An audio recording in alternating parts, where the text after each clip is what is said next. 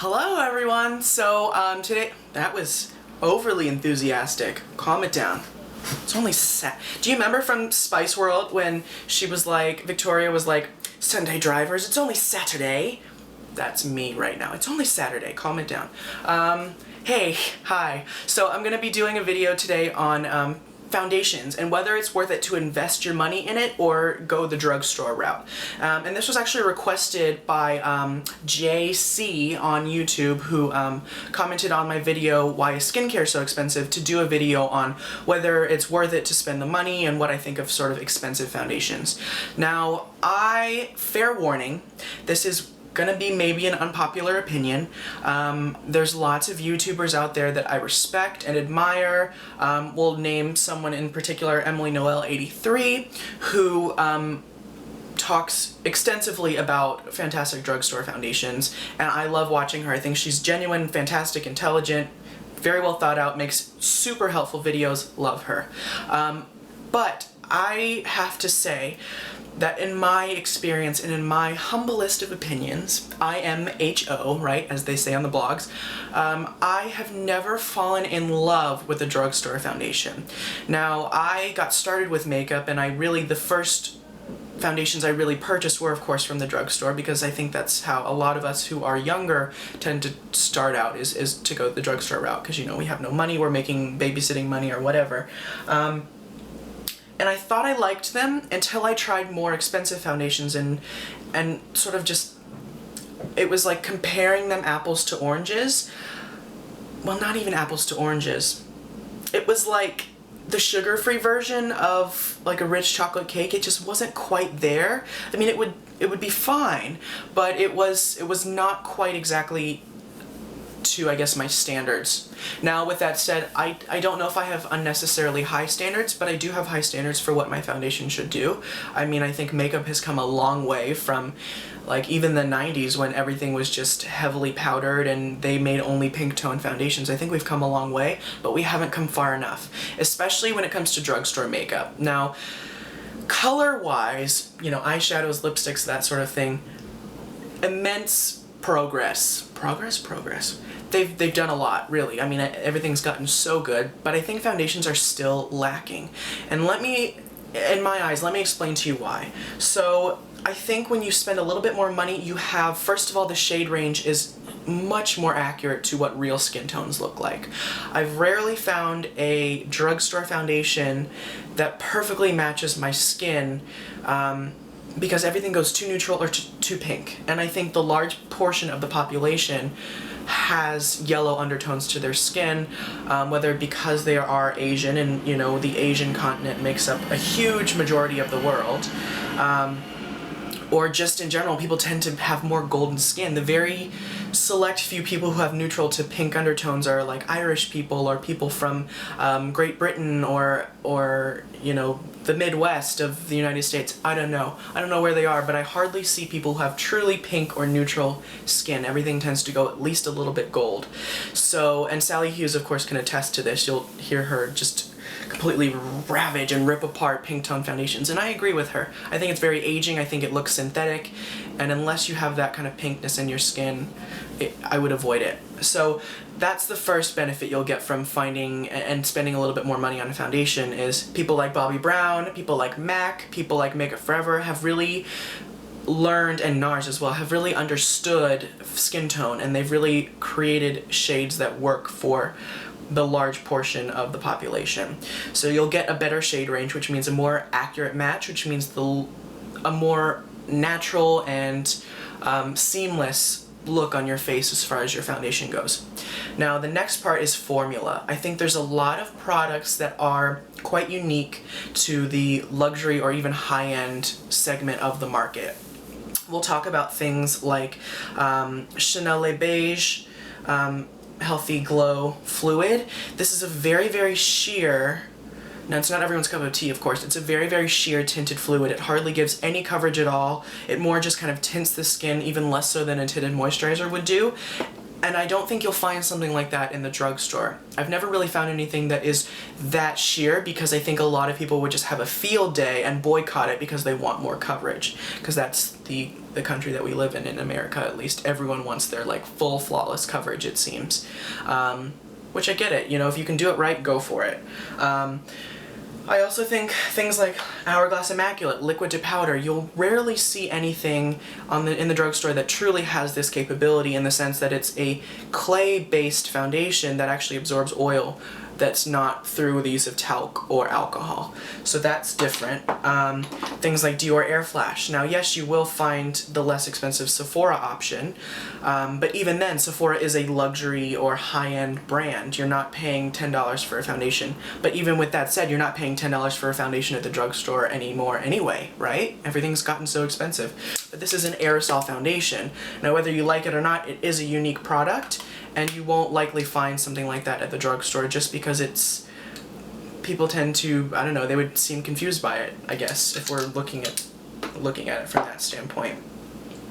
One of my favorites, Chanel Vitalumiere Aqua, I think is quite unique for its texture and its, you know, how it works and how it looks on the skin. I've never found anything, even in the high-end market, that looks exactly like it.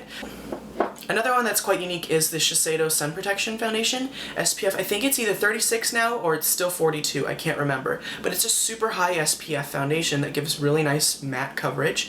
Quite unique. You know, you won't find a foundation that typically goes that high in SPF and is made to wear a really long time, while also protecting you from the sun the way that this one is. So a very unique product in that sense. So if you choose to invest in your foundation and you need something that's going to fit that need, whether you're outside a lot or you need something that's just going to wear a really long time, or both, you'll be getting something that's quite unique to that market. I think some of these other foundations can kind of stand in for each other. Like for me, Luminous Silk and Le Temps Touche Éclat look quite similar. Not identical. This one has a touch more luminosity, whereas this is a little bit more of like a silky, glowy satin finish without as much pearl. Not that there's a lot of pearl, but I think they're similar enough to where if I did one half of my face in each, you couldn't tell a massive difference. But if I did this and another foundation like it, you would be able to tell. This one, to me, looks better. So, where does the high-end market lack? A lot of the time, like especially luxury fashion houses will include a ton of fragrance in their makeup, whereas I think a little bit less expensive, you know, drugstore makeup tends to omit fragrance a lot of the time. I can't think of the last time I used a drugstore foundation that was heavily scented with violets or tuberose or something like that. I think a lot of the time it's really been omitted. And I think, you know, for the best, we should omit fragrance from products, but I think that's something that I've noticed is high-end makeup tends to be more fragrance, which is not necessarily great for your skin, but, you know, take that for what you will, form your own opinion about it. However, also keep in mind that a lot of these luxury houses or these high-end brands are owned by larger drugstore manufacturing companies. So take, for example, Giorgio Armani, right? Makes some of the best foundations in the entire world, in my humblest of opinions, but they're owned by L'Oreal. Who else is owned by L'Oreal but Maybelline? So their Dream Wonder Fluid Touch Foundation, Armani Maestro, and then the YSL Fusion Ink are almost like carbon copies of each other. The Maestro came first, but then it trickled down into... It's funny, it started with Maestro, then it went to the Dream Wonder, and then it went back up to YSL with their Fusion Ink. And I've actually done a video on a foundation review comparison between these two because I think they're nearly identical, but watch the video and I'll explain why. And I actually put it on so you can see it. Okay, so keep that in mind, right? Now, as far as companies like Estee Lauder, they also own Clinique, they own MAC, they own, well, they own everyone, right? So a lot of their foundations can be, you know, quite similar. Double Wear and Studio Fix Fluid are quite similar in the idea of what they'll do. But with that said, Estee Lauder does not produce any lower end, if we can call it that, lower end foundations. So you'll be getting some unique formulas if you go with any Estee Lauder company. So I guess to say it, I there's a few things that I will save money on, right? I am totally okay with buying inexpensive shower gels and body lotions. I'm totally okay with getting, you know, inexpensive eyeliners and inexpensive lipsticks, but where I do invest my money personally is my skincare and my foundation. Just because I think what it comes down to at the end of the day for me is not only color, because I have a lot of yellow in my skin and I have to usually spend more money just because the higher end and more expensive foundations have shades that match me, but I think texture is just something that drugstore foundation has not been able to capture. Now, a lot of people will disagree with me, and I totally respect that, but I think that texture, as far as fluidity and really being able to be super blendable and being completely imperceivable on the skin, is something that the high-end market has totally captured and grasped, and the lower-end drugstore market really hasn't been able to capture yet. Even when it comes down to like Revlon Photo Ready BB cream is still really nice, but it cannot touch the texture and the thinness and the fluidity of certain higher end BB creams. And even with foundations, you know, like Revlon Color Stay compared to like, what's a really good like high-end long wearing, like Dior Forever. I think the formula is just much more refined in the Dior. It's just more blendable, more smooth. It doesn't set as quickly, but I think they haven't been able to capture the texture as well as the high-end market has. And because it costs money to really refine your formulas, and because it costs money to really use certain grades of silicone or certain, you know, blending techniques as far as when you make the formula itself, it costs more money to do that, and to keep prices low, they have to kind of skimp a little bit. And I think they would be much better off if they just improve their shade range, improve texture, but still maintain the diversity that they have as far as long-wearing foundations, very glowy foundations. They need to develop really sheer foundations, I think, in my opinion. They need something, a really sheer option out there, because everything tends to be higher in coverage. But with that said, you know, there are a few foundations from the drugstore out there that I like. Maybelline Fit Me is almost identical to Chanel Vitalumiere, but again, it's not as serum-y. It's a little bit more liquid and dribbly, and it's just not quite as nice to blend on the skin, and it doesn't set as well as the Vitalumiere while still maintaining the glow. It tends to stay slippery. Dream Wonder is nearly identical to Armani Maestro, but their shade range is lacking. I had to go, the only really golden undertone one that would work for me is way too dark for me, so I have to mix it with a lighter shade. Things like, I had good experience with Maybelline Dream Mousse Liquid or whatever, the liquid foundation that they made. I thought it looked beautiful, but again, the shade range was lacking. So it's always something, and not to say it's not always something with higher end foundations, but for me, I never really have as much luck at the drugstore as I do when I spend a little bit more money. I never get as good of a quality product as I do when I spend a bit more money. Whereas with eyeshadows and lipsticks, yeah, you'll find stuff that will completely rival high-end products. Like Revlon lip butters, the color, whatever they are, Photo Ready, I don't know. Lip butters are amazing. They're just like Chanel Rouge Coco Shines, in my opinion. They're a little bit thicker, but almost identical, right? And comfortable. Or Color Riche Balms from L'Oreal, almost identical to Chanel Rouge Coco Shines. Amazing. But as far as foundation goes, I've never found one that I like as much, because it always ends up looking a little bit too much like makeup for me.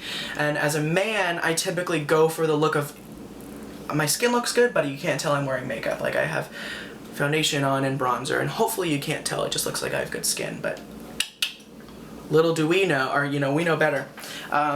So that's my insight for it. You know, there are good drugstore foundations out there, but they're not as good as some of the other expensive ones, in my opinion. And just with my experience. But you know what, if you have an inexpensive foundation that you love, I'm happy for you. I really wish I could find one that I loved as much as I love my expensive foundations. So please let me know, because I'm willing to try it. But my issue always, again, comes down to finding my shade. And people like Bobbi Brown really, and Armani really knows skin tone. They have a lot of options for olive undertones with that green undertone, which can be very hard to match. So good on Armani. And it's like, L'Oreal owns Armani. Why can't L'Oreal have options for olive skin tones? Who knows? But yeah, I hope that you found this helpful. Hopefully I didn't offend anyone. You know, it's That's just how I choose to spend my money, and that's just what I'm happy doing. So yeah, but hopefully you guys found this helpful and insightful. So hopefully you enjoyed that. If you have any questions, please feel free to leave them below or on the blog or whatever you want to do. Or if you just don't give a crap, then don't do anything. Up to you. So yeah, I think that's everything, and I will talk to you guys really soon. Bye.